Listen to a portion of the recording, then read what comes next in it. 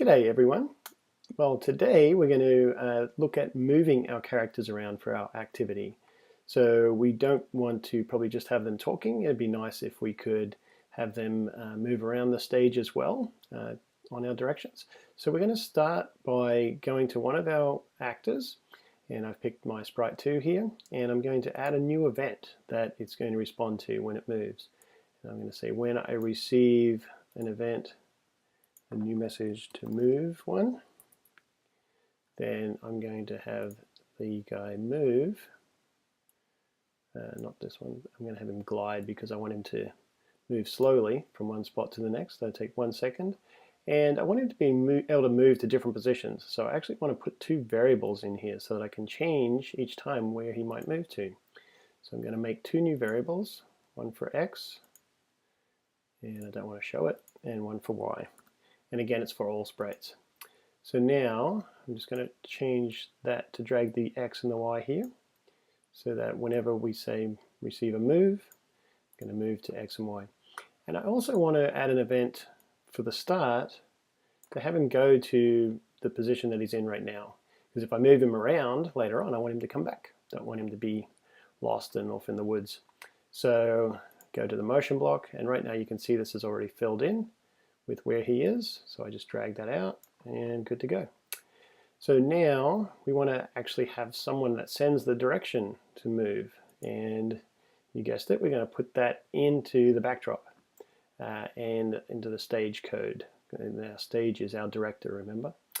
And so the first thing we want to do is have a new block. So go to more blocks, and I'm going to make a block, and this is going to be a glide 2 block.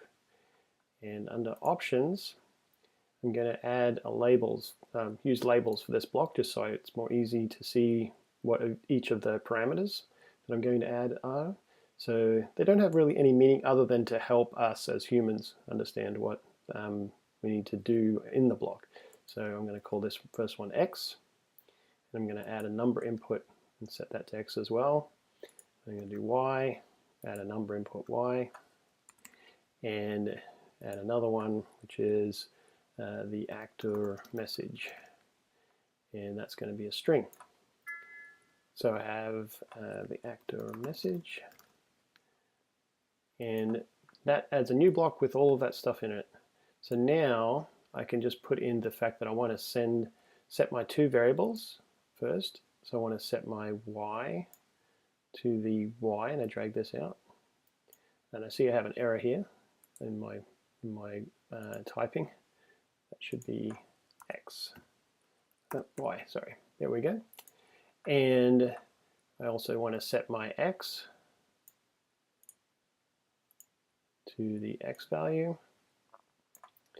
Oh, wrong X, you can see that I've actually pulled the X variable there. I actually want to pull the one off of the parameter that gets passed because I want to set it to the one that I pass in from my command. And then I need to send my event. Broadcast, and then I'm going to broadcast the new event. Oh, I have move 1 already, so but I need to change it to be the message that I want to send. There we go, and that's the wrong broadcast. I want broadcast and wait. We want to wait for our actor to finish doing what we say before we move on. Now I'm going to put one of these move blocks in at the very beginning. I want my fish to actually maybe start in the middle and then move to down here to talk to the other guy. So what I'm going to do is I'm going to go back to here. I'm going to move my fish where I want him to start, get rid of this block, and I'm going to drag in the motion block to say go to this spot instead. And then if I move him down to here, you can see that's 147.98. So I'm going to go back to my stage block, and I'm going to tell him to glide to -147 and -198, and the message is move 1. So I just type that in right there. So that at the start calls our glide 2 block, sets our X and Y, and broadcasts our message, and should have our guy move to this spot. So let's try that. Oh, he went down too low. So So I must have made a mistake here. Probably on this one, glide to XY, debug that. His position here is minus 136 minus 93. So if I go back here, I set it to minus 136. That's what I did. I put too much on the Y. So that should be minus 98, not minus 198. So that's how I debugged that one. If you followed through with me, you'll probably make mistakes like that as well. Try again. There we go.